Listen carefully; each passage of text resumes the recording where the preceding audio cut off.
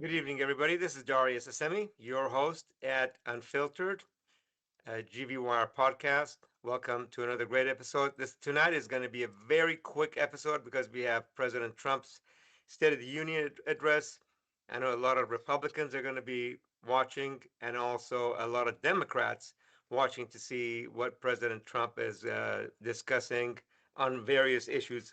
We're going to cover a little bit of uh, international issues that President Trump could possibly be covering tonight, such as the Middle East, Iran, war, who benefits, who loses, and Palestine, or I should say the Gaza Israel challenges. Okay, let's dive into a quick weather update. Fantastic weather for the next week. A little bit of rain forecast, but I think that's as dissipated. By the way, Ramadan started a week ago Wednesday.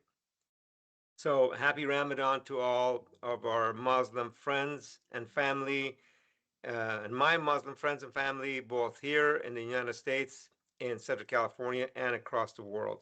I know there's a lot of folks suffering in the Middle East, whether it's Iran or Gaza Strip. Um, if the vote were today, would you extend Fresno County's half a cent transportation sales tax? Overwhelming majority of you said no. There's too much disagreement on how to spend the money. You support U.S. military action against Iran. This poll is going to be up. We just launched it today. Uh, Unsure, need more information came in as second. In first place is no, Iran is no threat to the U.S. I don't know why we need to spend more money to attack another country. Slide 7 shows actually where Iran is in relationship to the United States. A few U.S. senators have said, Iran can attack Americans. Well, is whatever that mile is, 10, 11,000 miles away.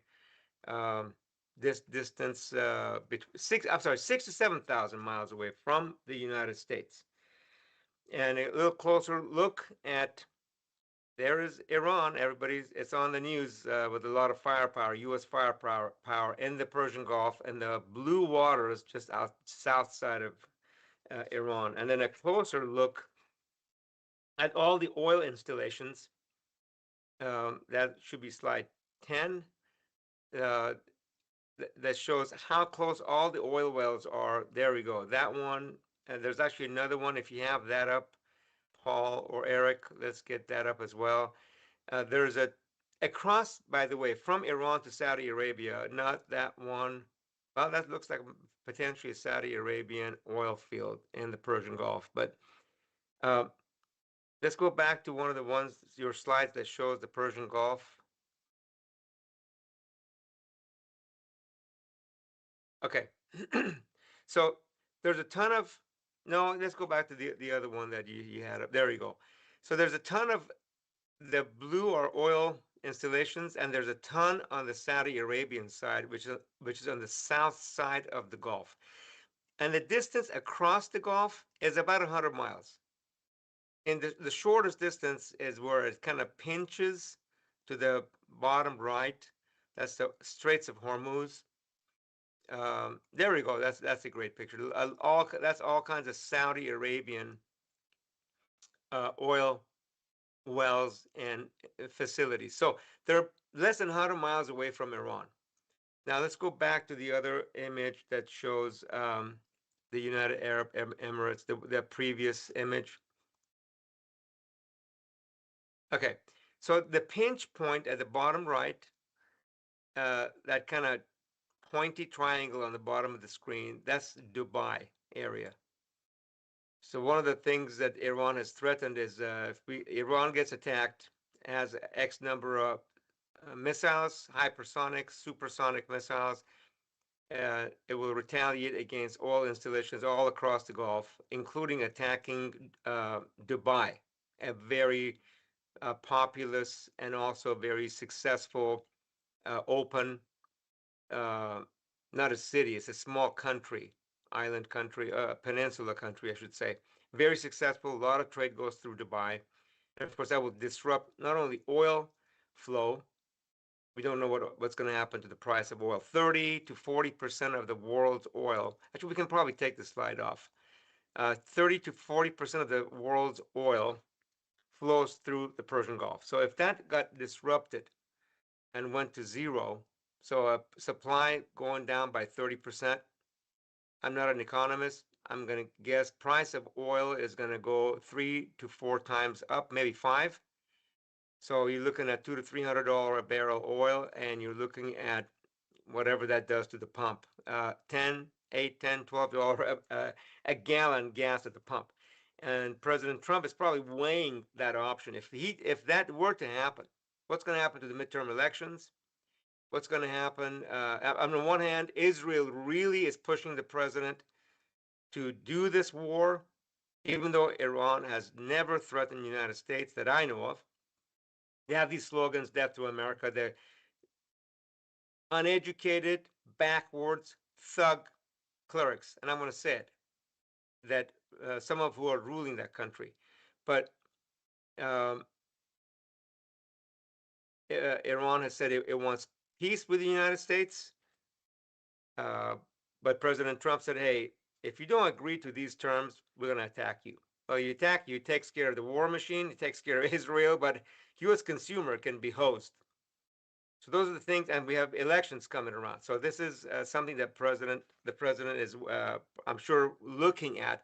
Is there any way we can take out everything Iran has got without Iran retaliating against other Gulf oil-producing countries? Because if it goes wrong, the U.S. consumer is not going to be forgetful or forgiving of the president and the upcoming elections, which starts next month. The first primaries, and the last few elections in the last 6 months, overwhelmingly Democrats have won those elections. So we add more fuel to the fire. It's going to be interesting to see where this could go.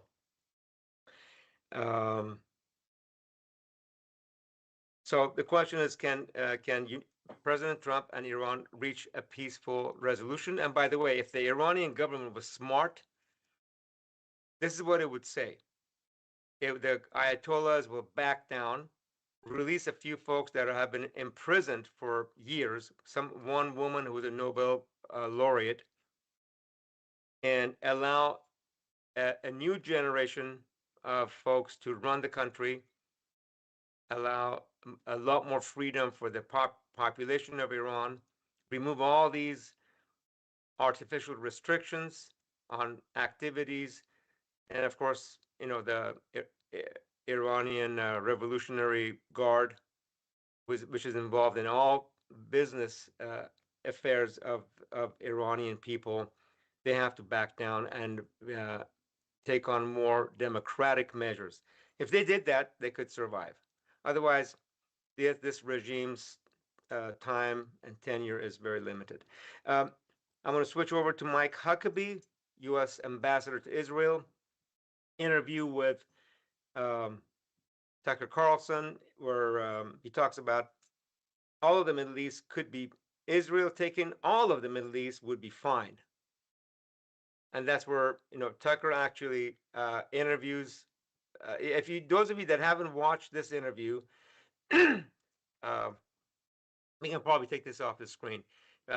Watch the interview with Tucker Carlson and Mike Huckabee, where Mike Huckabee, U.S. Ambassador to Israel, says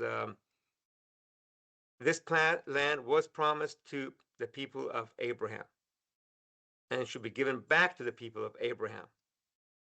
And Tucker Carlson says, well, let's do a DNA test. He said the prime minister of Israel is from Poland. Actually, he changed his last name, was Libowski. I can't remember. Prime Minister Netanyahu's name at birth was last name was different. But most of them are Eastern European, Polish, Ashkenazi Jews. And matter of fact, Tucker says, do they even practice Judaism? But that's, between Tucker and Mike Huckabee. But he said, why don't we do a DNA test and see how many of these folks are actually descendants of Abraham? and to see Mike Huckabee's response, you should watch that very fascinating, very fascinating interview, which happened with a lot of pressure on Tucker at Israeli at Ben Gurion Airport, where after the interview, Tucker says, "Hey, we had a hard time leaving. We were interrogated by Israeli forces, or some folks from the Israeli government." Okay, new poll. There's a couple of polls out today on both on GBWire about President Trump. Uh, One says President Trump is growing erratic with age. That's a Reuters Ipsos poll. There's another one that was the second one is also an Ipsos poll. ABC, I'm sorry, Washington Post ABC Ipsos poll with 2,300 folks interviewed. Fascinating poll. Both of those are, and linked to the results of those polls are on um, GB Wire. So tune in.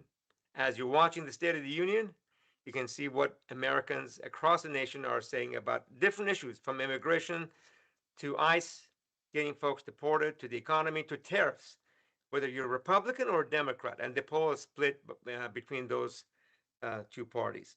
Okay, with that, and I know we're trying to get everybody off so we can watch State of the Union.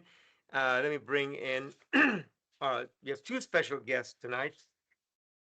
Uh, Henry Perea, there we go. Henry Perea, who is a former supervisor um, and former city council member, former supervisor at Fresno County, and was the chairman of the board of Fresno County Board of Soups, and former city council member of the city of Fresno, are here tonight. They're leading the other charge for transportation funding for Fresno County, along with Tony Bourne, former executive director of Fresno Council of Governments, which really designates, allocates, funds most major transportation projects in Fresno County. Welcome, Henry, and welcome, Tony. Good to be here. Thanks. Thank you. Thank you. Good to have you. Okay, so last week we had Steve Brandau and Miguel Arias, a former supervisor and a current city council member, that have teamed up with Mayor Dyer and really Mayor past Mayor Ashley Swearingen, to promote a 30-year tax for transportation at half a cent for every dollar. And we put up a slide on the difference between your proposal and their proposal. And your proposal, if I understand correctly, is a 20-year tax. That's correct. Yeah. Okay. So let's put up those. Let's have Henry on there we go. We have Henry, and let's put up the two. What are the two major differences between you, Henry, your vision for Fresno County transportation, and Ashley Swearingen / Jerry Dyer's? Yeah. Well, let me first again thank you for having us on today. And it was interesting listening to the other folks talking about their plan. I mean, just a quick history. Measure C has been around for 40 years in this community, and one of the slogans that it always used and could live by was promises made, promises kept. In those 40 years, the priority of people in this county was to build a freeway system that connected us. And the result was Freeway 41, 168, 180. I mean, no question that for one of the largest communities in the state of California, especially here in the Central Valley, it was critical that we be able to connect not just to each other, but be able to connect more effectively outside of our county. So we've accomplished that goal. Rolling into this next plan, which is we're calling Fix Our Roads. And if you want more information, you can go to fixourroads.com. It was pretty clear to us that we've accomplished a mission of building new freeways in this community. Now it's time to come back into the community and start repairing roads throughout the county. And that's what this plan does. So I think the major differences between the two is obviously one is a 30-year plan, which raises $7.9 billion at a half-cent sales tax.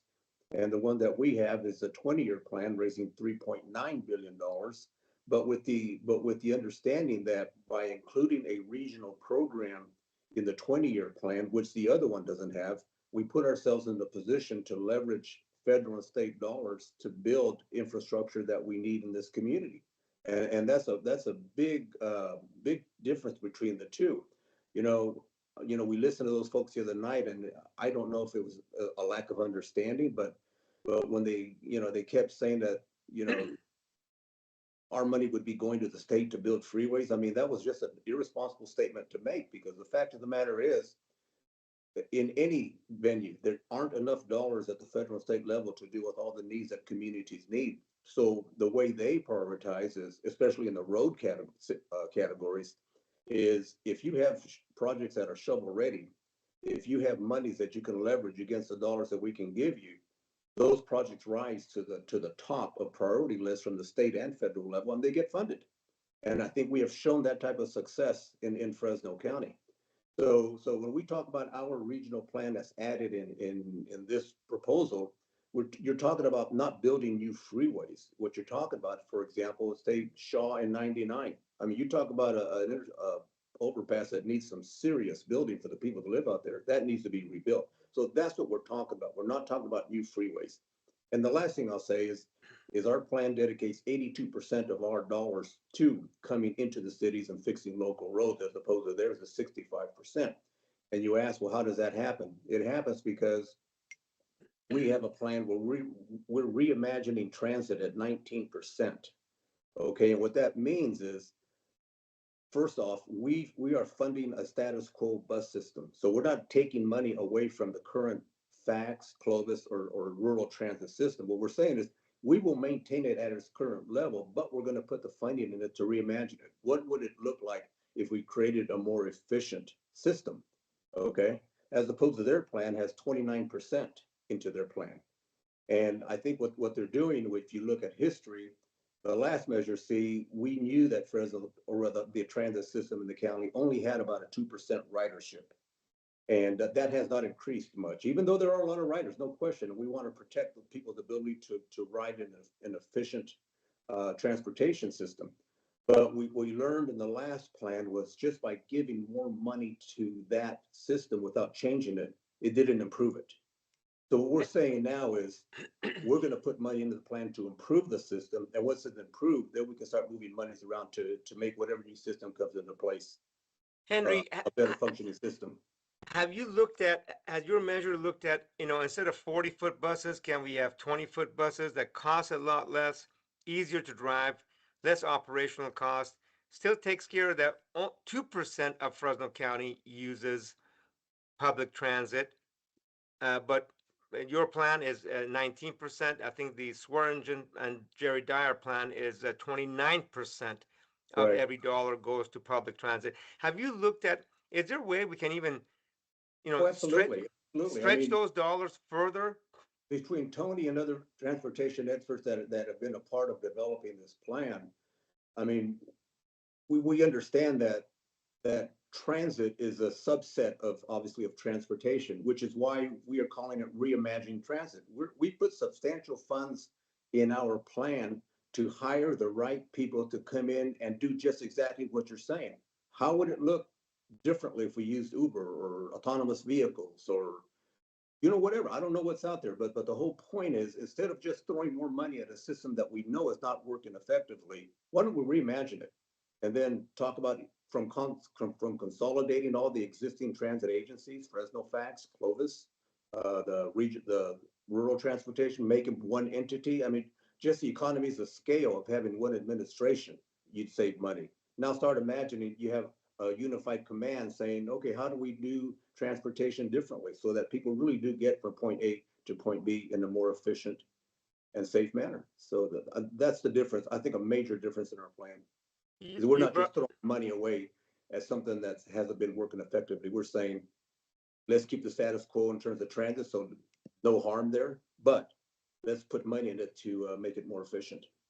One of the things that's very fascinating about your plan is it's a 20-year plan, because and you just brought up a few options. We have no idea what the future of transportation is going to look like 15 years from now. let alone 30 years from now. Right, And and recognizing that, yes, transit is important, but we got to be a lot more efficient. People want the potholes fixed, and people don't want congestion. They don't. We right, don't want to. We don't live in L.A. We don't live in San Jose. We don't want to go. Those folks are moving here not because of the cool summer breezes in Fresno. right, Affordability and low congestion and relatively safer, cleaner neighborhoods, and people want that. 41 is already congested. When Tony was on this show a year and a half, 2 years ago, 41 North, from 180 to McKinley, north of McKinley, that area is congested. McKinley probably should have never been an exit, but it became an exit for all the businesses on McKinley. But we got to address those. So, and that's today, so that 10 years from now, we don't have to live with a difficult place to come, city to cut across.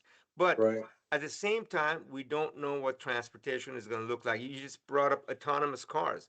So that's why I think a 30-year plan has got way too much tax burden on Fresno County folks, to become law, to become Right. part of our Well, just program. look, we'll just look at the two plans again, 20-year, 30-year, 3.9 billion, 7.9 billion. Yeah, sure, we're asking the taxpayers to take another leap for another 20 years. And we've proven that we can do the job, but now let us prove that we can come back in and now let's start fixing the potholes within the cities.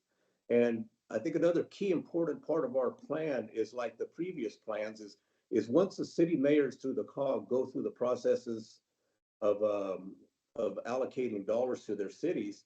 I mean, our plan respects the rights of local city elected officials working with their communities to prioritize their money to meet the needs of their people. Pretty simple. I mean, that's why people elect people, and if they don't like the job they're doing, elect them out. But when I heard the folks the other day on the podcast talking about their plan, very punitive. But the base of that plan is that they don't trust or want elected officials in the way of spending this money, at which I was shocked to hear. But their thing was, well, after 10 years, we're going to reevaluate their plan.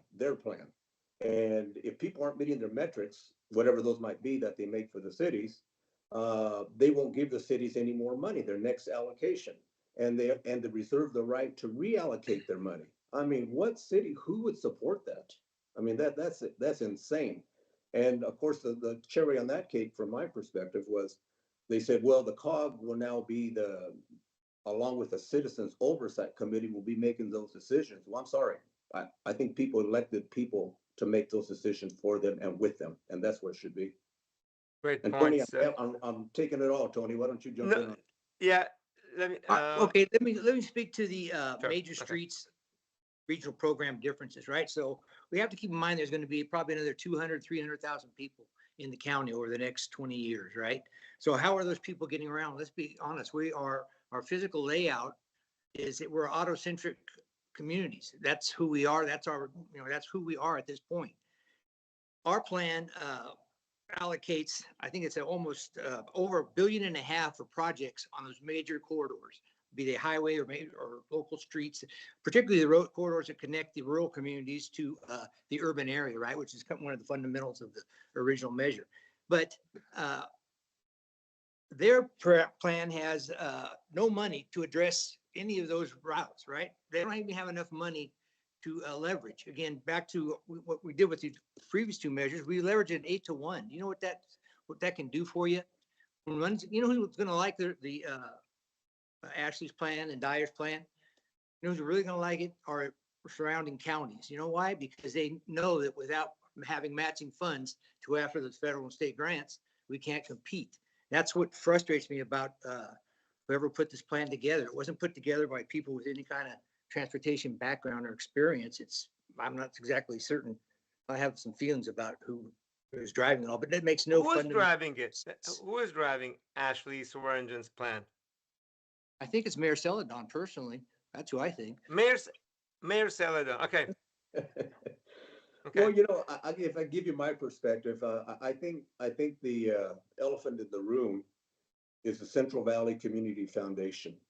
Okay, when the Measure C process first started at the COG, a couple of their representatives stood up and said, "Hey, Um, we have $400,000 ready to go to the people to create a ballot initiative to get a transportation tax on the ballot. Well, that's fine and dandy, but usually you find folks don't leverage that kind of money unless there's something in there for them. Okay. And I mean, to this day, unless I'm missing it, just 4 or 5 months ago, you could find the board members of the Central Valley Community Foundation on their website, but you can't find them anymore. At least I couldn't find them. I mean, I know at least in the last 40 years, if something went wrong with the expenditure of Measure C, I knew, depending on which city or county, which elected official to hold accountable for that. I'd like to know who at the community foundation is behind this plan and what their motivations are. I think it's a fair question for them to answer.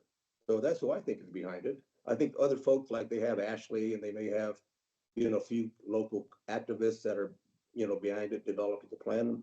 I think they're sub players. I think the main players are those foundation members, and they need to answer to what exactly their plan is and what their motivations are. So, Henry, and I'm going to bring in Bill here in a minute. So, Central Valley Community Foundation, which is ran by former Mayor Ashley Swearingen, has a board of directors. You're saying those members should be make sure questioned about this plan, or are you saying the foundations that are like the I don't know, Irvine Foundation that is giving grant dollars should be Well, looked I at? think I think this board is the start, and I understand they have a lot of foundations like the Irvine and other foundations that give them money, and I'm sure there's some type of connection there. But I think if this foundation is asking taxpayers to put $7.9 billion on the radar screen for them to be a part of spending, I think people deserve to know who they are. That's really what I'm saying. Got it. So Ashley's foundation, who are the board members? You're driving this along with Mayor Dyer, who is your foundation board, right? I mean, we could actually do it. That could be a GBY article.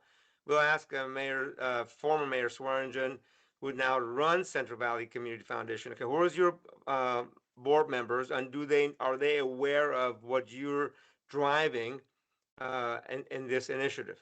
Yeah, because I think the gamble they're taking is a big one. And in the end, it hurts this community. As you said earlier in your poll, that people are saying too much confusion with two plans and they'll probably both lose. Well, and I think they're right. And who's the loser?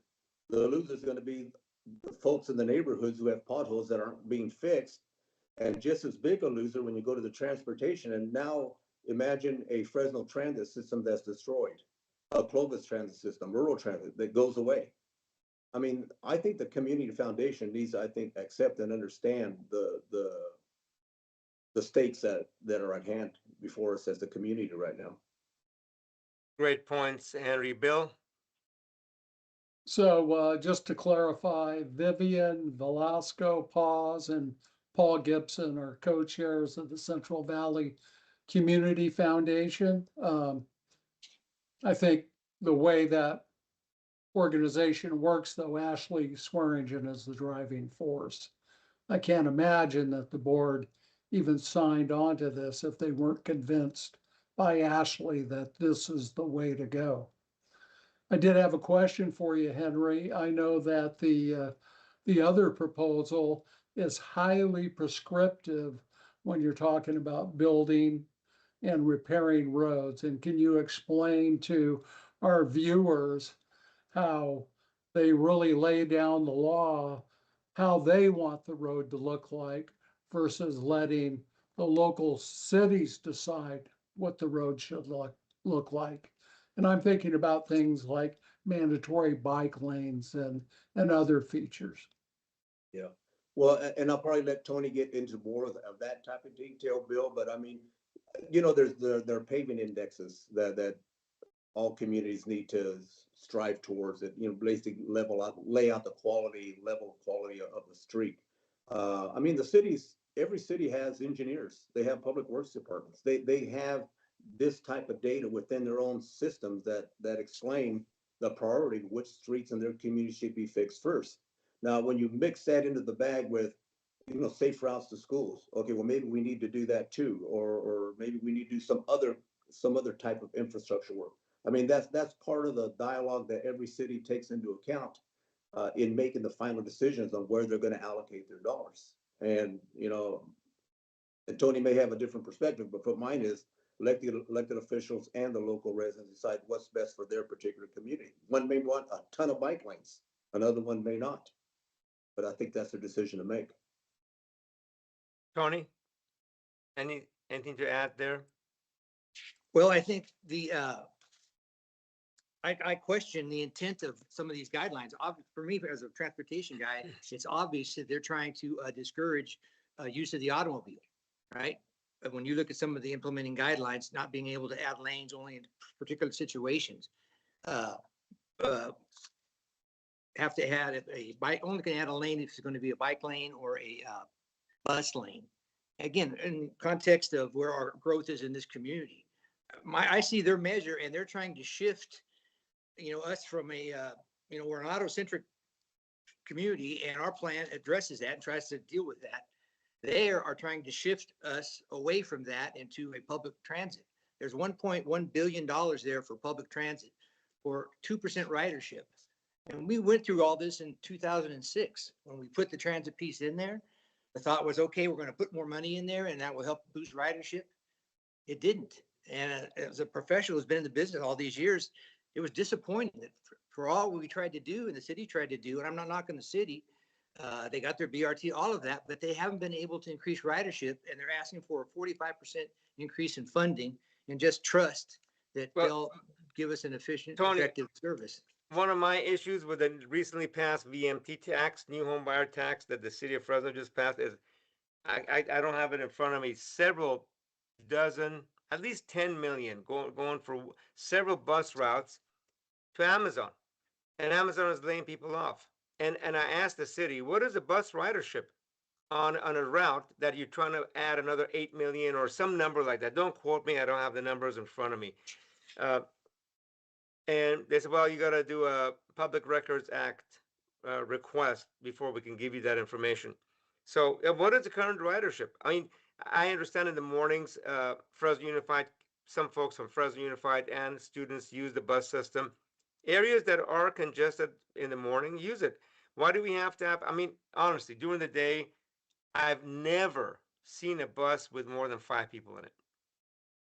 And I want to challenge people that say, yeah, we see buses with, 20, 30, 40 people in it. Please take a picture and send it to GV so we can publish it.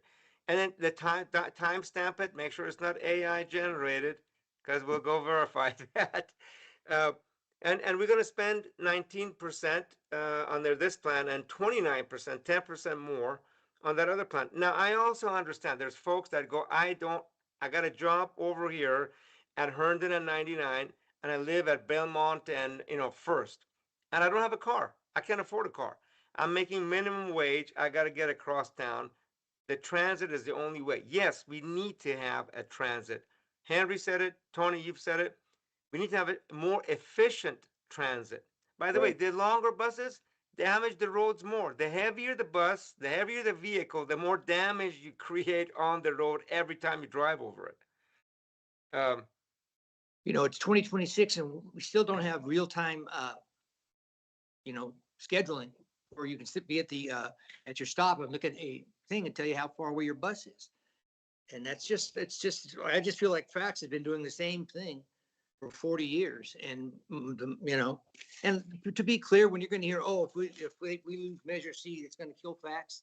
I think Measure C is about 16 or 17% of Fax's overall funding.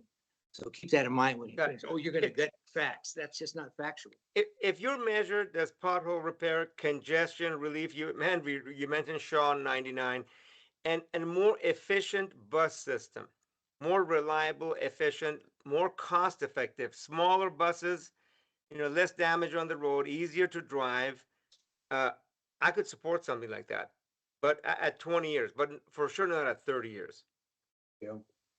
Okay. Any other final comments, Henry, Tony, Bill, before we wrap up? Well, the only thing I would say, and again, going back to the poll that you started off with, I mean, I think that poll is right on. And honestly, I think we're at the point right now where we're both, obviously, both groups are looking at collecting signatures. But if I were one of the 15 mayors on the COG and the county included as the 16th member, I would, if I was them, I think a group of them need to take maybe a leadership position, have us community folks step back. I mean, I think if you look at these two plans, there's probably good elements in each one of them. But I think it's time for the elected officials to basically do their job. You know, have us take a step back, have them take a look at these two plans, see if they can't put something together that they can all live with, and then stand behind it and move forward. I mean, I was surprised when they did move a plan through, then the next, month later, they retreated on their own plan. I mean, that was unbelievable. I think they just need to take a leadership role and take these plans and make something that works for this community and move forward with one. Because if we move forward with two, I don't think it's going to be a good outcome for anybody. Great point. How are you, if that won't happen, or if the compromise isn't, doesn't make sense enough for you, how are you planning on funding your measure? You need 500,000 at least to get the signatures and some marketing. Is that correct? Yes. Well, interestingly enough, since our rollout, we have been getting a lot of positive calls, and I think we're going to get there. I mean, I just got a call today from the Farm Bureau, and they want us to come present at their organizational meeting next week. So there's a lot of community groups that are starting to express interest in what That's an we're doing. $8 billion a year industry for Fresno Yeah. County that, Yeah. if with Ashley's plan and, that basically they don't have money to address those roads, the farm to market roads. And just pretend that that situation doesn't exist. But pretend that everyone's going to get out of their car and get into a fixed route public bus. You know, You know, I, I would I would have a lot more respect for folks that are driving that if they actually got rid of their cars and took the transit to work. right? But you don't see that. But, well, hopefully we can have this forum and debate again, and we'll invite Ashley Swearingen. I hope that you guys will attend that and debate this, because the public deserves to hear. This is going to get crowded for the public and confusing. You did a really great job, Tony. I'm sorry, Henry and Tony, saying this is our plan. It's as simple as this. Distill it down to 3 or 4 points, and they need to distill it down to 3 or 4 points, and let the public decide. The number one biggest challenge I've got with a 30-year transportation plan at the kind of beginning of a transportation revolution in our country is a timeline. We have no idea what this thing is going to look like. Now, you can't do a 5 or 10 year plan because it takes so many years in California to get a project up and designed and rolling and funded and getting matching funds from the state and the feds. But uh, 30 years is just way too long to be stuck, because it's possible 15 years from now we'll all have our own. 10 years from now we have our own flying drones. We don't even need roads. What is that, Back to the Future? Where I'm coming from, there are no roads. Right? So to be stuck at 30 years, and then the question is, at some point, will the funds be used elsewhere? Will there be fraud in the dollars provided? I mean, it's just way too long at this point. 30 years ago, 40 years ago may have been different. By the way, Tony or Henry, the current measure was is it a 20-year that's signing? 20, yeah, they've both been 20, They've both 86. been 20. Yep. Measure P is a 30-year measure. No, I can't remember. Is it a 20 or 30-year measure? It's whatever it is. I mean, Measures P got defeated. Got Yeah. defeated. The only reason is that the Swearingen team, or whoever was driving it at the time, sued and won. So the law is now, you need, if you want a simple you can have a simple majority if you get an initiative, but by getting signatures, the Fresno County X percentage of voters, whatever that formula is. sign up for a signature instead of an initiative instead of a You know, Fresno County Darius, we board. haven't talked about the scenario where the county of Fresno runs their own, Yeah, public. bring that up in the That's last couple of as minutes. well. Bring it up. Yeah. Well, the What? county is right now having their council take a look at running a general sales tax that would be public safety / transportation. Which is, if you recall, just maybe a year or so ago, Mayor Dyer was talking about doing such a measure at the city of Fresno. For some reason, Measure C didn't go through. So I think, they picked up the idea and they're researching it out to see if it's something they want to put on the ballot in November. So, I mean, that's out there too. But the last thing I want to say, I know I struck a nerve maybe a week or so back when you mentioned Measure P, Darius, and of course, we know there's an issue right now with the expenditure or loss of $1.5 million. And I think looking back at that, and the Central Valley Community Foundation, they're the same folks that ran the Measure P initiative. And I That's think everybody correct. would agree Measure P is a good thing for this community. It is. But I think what they did as a part of that plan, they took out some of the guardrails, the financial guardrails for the oversight of that plan. And I think within that plan, it talked about, well, some of these monies will be spent or overseen by local community groups, whatever. So sure, it did take a council action to allocate it to the group that they did, but it was driven by what the plan had prescribed. And when you look at this 30-year plan at $7.9 billion, for the past 40 years, there's been two keys to spending transportation dollars. One is the Council of Governments, and the other one was the Fresno County Transportation Authority. Okay, those two groups working together is designing the plans, allocating dollars to them, then overseeing the money. Now, this plan specifically, the Swearingen plan, eliminates the FCTA as an organization. Okay, so you say, why would they do that? Why would they eliminate probably one of the key financial oversight pieces of the expenditure of this type of money? Because I can tell you, you can look back 40 years, there's never ever been one article saying that $1 was misspent of Or Measure C. almost $2.5 billion worth of transportation Yeah. projects. Yeah, so over the last 40 years, they say never a hint we're of going to any eliminate the FCTA malfeasance. and oversight will now be by the COG, that is not their strength. Not to say they couldn't build up to it, but that's not their strength. Okay, and a citizens oversight committee that will work with them in reviewing that plan. I mean, to me, that's just a formula for disaster for this community. Because we know that Citizens Oversight Committee will be stacked by people that are very much backing Mayor Swearingen's initiatives right throughout the city of Fresno.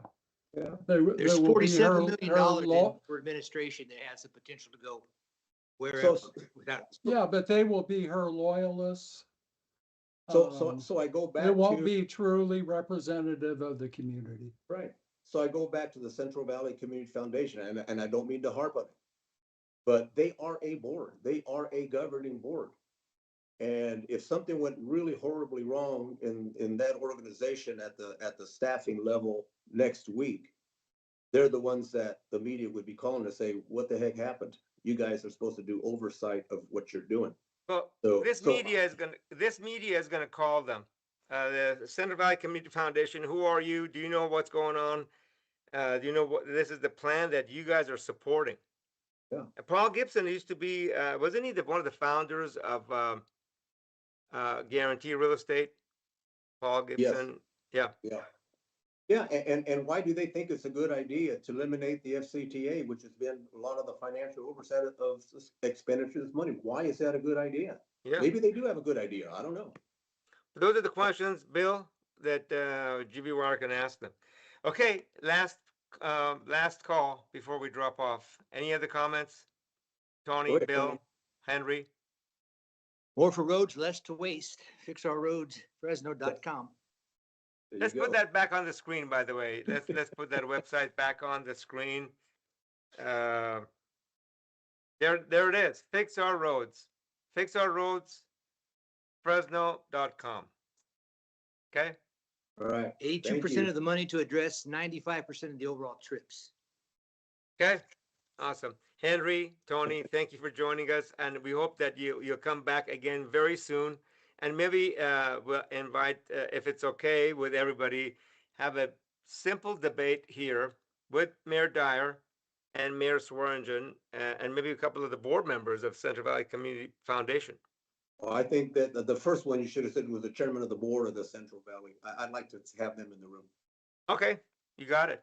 Yep. Okay, we'll do that. Thank you, gents. Thank Thank you, you all guys. for watching, and see you Good all night. next Tuesday. Good seeing you, Bill. Thanks, Paul. Take care. Bye-bye.